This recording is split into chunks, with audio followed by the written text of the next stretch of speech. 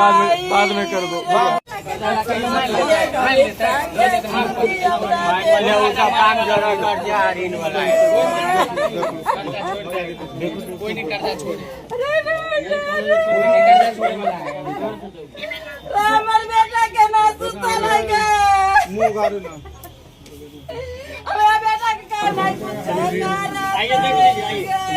साल से यहाँ रह रहा था, काम कर रहा था, अचानक ये सब घटना हुआ। इनका घर कहाँ था? सलमपट्टी, थाना खानपुर, जिला समस्तीपुर।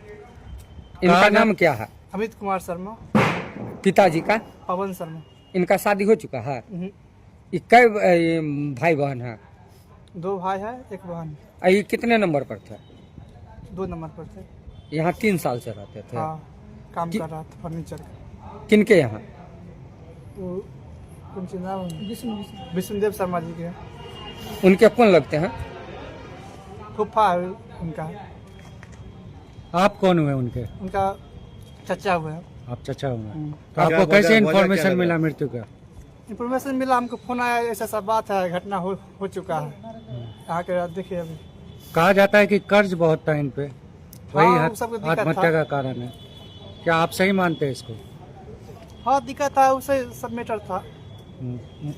हम लोग नहीं थे, जानते थे ऐसा मैटर हो पाएगा। घर में मतलब कुछ बात भी चली थी नहीं, इसको कर्ज को लेकर? कोई बात नहीं, अचानक ये सब हुआ घटना। अचानक ये कर हाँ। लिया उससे।